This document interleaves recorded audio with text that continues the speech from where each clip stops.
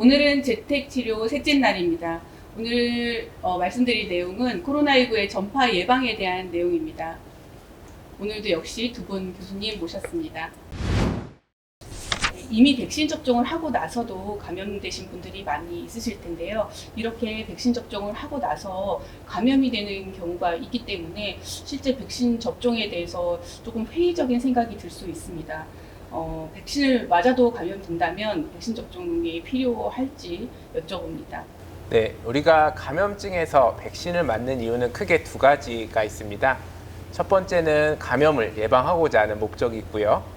또 하나는 감염이 되었을 때 중증으로 진행하는 중증도를 막으려는 목적이 있겠습니다. 우리가 흔히 알고 있는 인플루엔자 백신도 실제 젊은 층에서는 70에서 80%, 고령층에서는 50에서 60%뿐이 예방 효과가 없습니다. 하지만 접종을 권고하는 이유는 인플루엔자가 걸렸을 때 중증도를 낮출 수 있기 때문입니다. 마찬가지로 코로나 백신에서도 중증화를 예방을 할 수 있는데요. 우리나라 질병청 자료를 보게 되면은 3차 접종 완료 후 감염된 사람들과 미접종 또는 백신 미완료자에서 감염된 사람들의 중증도를 봤을 때 예방 효과가 92% 정도 된다고 하고 실질적으로 보면 약 13배 정도에 해당되겠습니다. 그렇기 때문에 우리는 백신을 감염증을 예방하는 효과와 또 중증화를 예방할 수 있는 목적을 위해서 접종을 하는 것을 권고하고 있습니다. 교수님, 제가 진짜 환자를 보다 보니까 백신을 맞으신 분들이 안 맞으시는 분들에 비해서 왠지 열도 더 빨리 떨어지는 것 같고 증상 자체도 약간 경미한 것 같다 이런 느낌이 있거든요. 네. 실제로 뭐 그런 효과도 있나요? 예, 맞습니다. 그래서 증상이 좀 경미하게 되는 효과가 좀 있고요.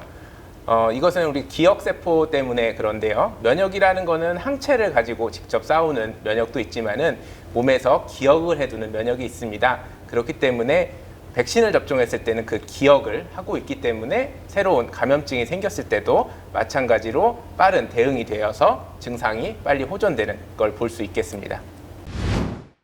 또 한 가지 궁금한 점이 지금 코로나 접종 중간에 이제 코로나 확진을 받으셨다 한다면 이제 치료 후에 코로나 그 예방 접종을 해야 되나요?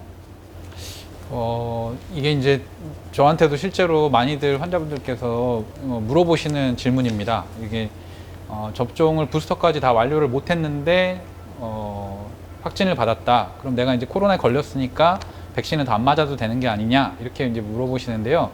현재 우리 지침에서는 부스터까지 완료하지 않으신 분들은 코로나에 완치되고 나서 증상이 없어지시면 예정된 스케줄에 맞춰서 백신 접종을 하시도록 권고를 하고 있고요. 그래서 이제 2차까지 접종하신 분들은 증상이 없어지면 부스터를 맞도록 저희가 설명을 드리고 있습니다. 증상이 없어지면 맞을 수 있는 거거든요. 네, 이제 저희가 백신 접종을 하기 위한 조건에도 현재 감기 증상이 없는 분들에게 놓도록 돼 있으니까요. 격리 해제 이후에 증상이 완전히 없어졌다고 판단하시고 컨디션이 좋다고 생각하셨을 때 접종을 받으시면 좋을 것 같습니다. 이 코로나 감염증이 실제로 우리가 이제 마스크를 계속 쓰고는 있지만 어떻게 전파가 되는지 그리고 완치 후에도 또 마스크를 계속 써야 되는지 그런 것들도 좀 궁금하거든요. 네, 다들 아시다시피 코로나19 바이러스 감염증은 비말로 전파가 됩니다. 그렇기 때문에 마스크를 쓰는 것으로 큰 예방 효과를 볼 수가 있는데요. 우리가 평생 감기를 한 번 걸리고 다시는 안 걸리는 것이 아닌 것처럼 코로나19 바이러스 감염증도 마찬가지로 재감염이 생길 수 있겠습니다. 이는 변이가 있기 때문인데요. 현재는 오미크론이 우세종이지만 또 다른 변이가 나타난다면 재감염의 사례가 다시 나올 수 있겠습니다.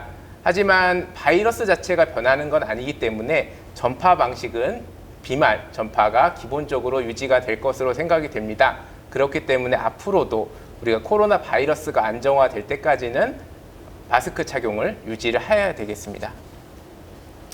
그러면 확진을 받고 저희가 이제 퇴원을 하시는 분들도 생활 도중에 마스크를 꼭 착용하도록 설명을 드려야겠네요.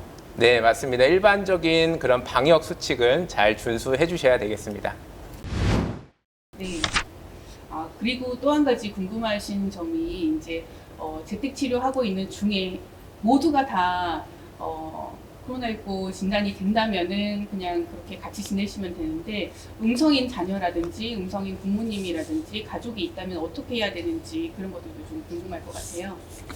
네, 저희가 재택치료 중에 또 많이들 궁금해하시는 게 아직 이제 감염이 확진되지 않으신 자녀나 혹은 이제 연로하신 부모님이 계신 경우에 걱정을 하신 경우가 많습니다. 일단은 예방접종을 완료를 하신 성인의 경우에는 공동 격리가 가능하시고요. 다만 이제 격리 도중에 마스크 착용 그리고 이제 분리된 공간에서 주무시고 서로 식사 같이 하실 수 없고요. 화장실 같은 것들이 조금 불편하실 텐데 적어도 1시간 이상 사용 시간을 이렇게 터울을 두시고 사용을 하셔야 될 것 같고요.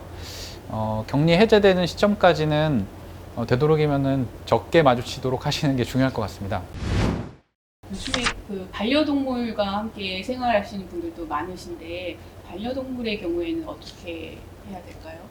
네, 코로나19 바이러스의 숙주는 포유류가 되겠습니다.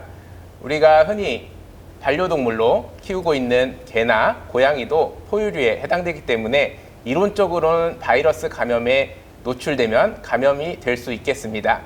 작년에 우리나라 데이터를 보게 되면 총 92건의 반려동물 감염이 보고된 바 있습니다.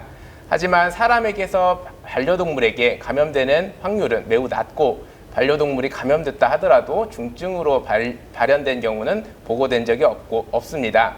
또한 반려동물로부터 사람으로 감염이 전파된 케이스도 보고된 바가 없어서 실질적으로 감염의 위험성은 매우 낮다라고 볼 수 있겠습니다.